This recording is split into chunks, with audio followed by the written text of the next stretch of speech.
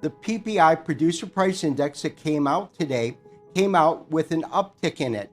Now, obviously, as wholesale prices go up for manufacturers, for goods and services, they will inevitably pass those higher prices onto the consumer. So anytime you have the PPI going higher, the first thing that it tells you is that inflationary pressures aren't stabilizing, they're not peaking, they are in fact going to continue to move higher. Add that to the PCE that came out, that is now also at a 40-year high.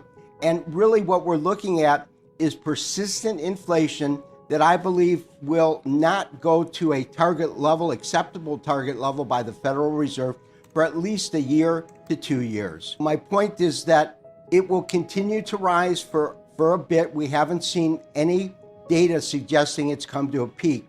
But once it comes to a peak, we're not going to take inflationary pressures at 7% and move them to acceptable targets from the Fed of 2 or 3% immediately. That will be a multi-year process. So once we see inflationary pressures peak, it might take 3 or 4 months to bring it from 7 down to 6 or 5.5.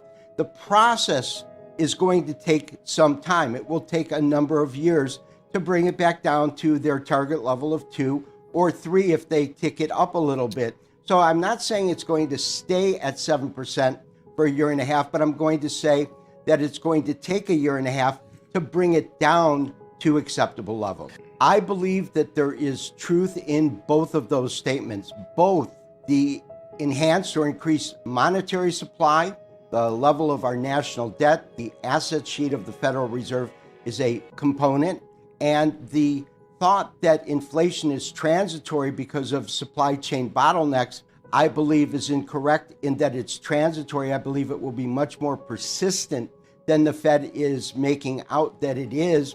And I think it's a combination of both. Now, what is the solution is the real question to getting inflation down.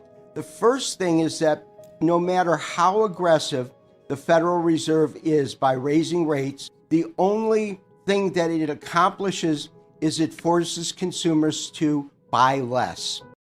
Before we continue, help us clicking that YouTube like button and subscribe now to our channel. This shows the algorithm that you valued this information. And it helps us spread that message. Sharing is caring. And now, let's continue.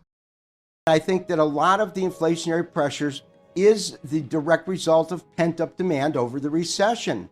And what we're seeing is that they know, meaning the Fed, that if they raise interest rates too quickly, it will contract the economic expansion that's currently underway and wreak havoc on the U.S. economy. So they have to be very delicate, a balancing act, so to speak, in how they actually go ahead and raise rates. However, the real issue is the supply chain bottlenecks. And the Federal Reserve can reduce the amount that companies and consumers spend, but they can't solve the issue, as you mentioned, of the logistics of getting components from one place to the other and keeping up with the demand that's currently there.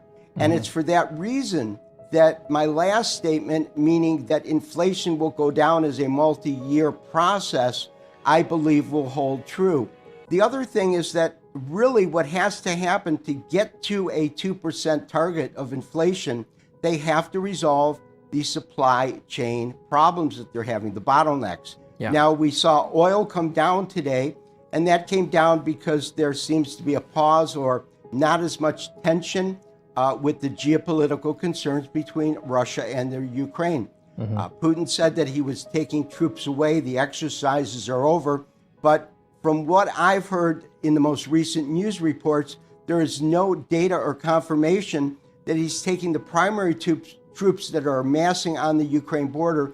He hasn't changed that. He's moved some from another area that were involved in a military exercise. So I agree that there are two kind of trains of thought in terms of why inflation is so high, but I believe it's a combination of both of them. In terms of the statement made by the president of Ukraine, last week, the National Security Advisor for the United States came out and they said, first of all, if you're American and you're in Ukraine, you have to leave, because if this escalates, we're not going to do a rescue operation. But what he said that was critical was that it appears as though Russians have now amassed enough equipment and troops on the border to actually engage in a full-scale movement into the Ukraine. That's what he said. He didn't say that an invasion is imminent. He didn't say that they're about to cross the line.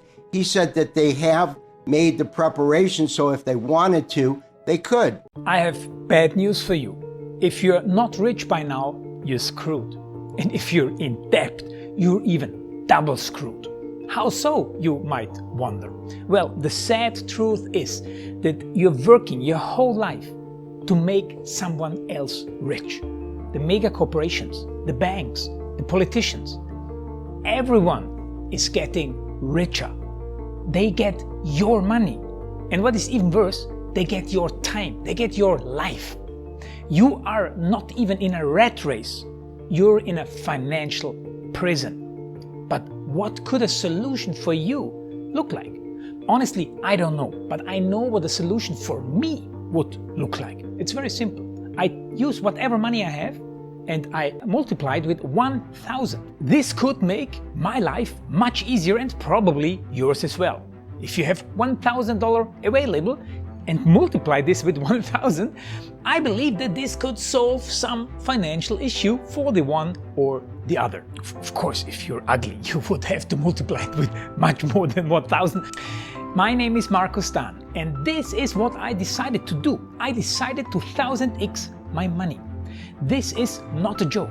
I know what you may be thinking. What is this guy talking about? How should this work? This is not possible. Well, I made a detailed video where I laid out my plan.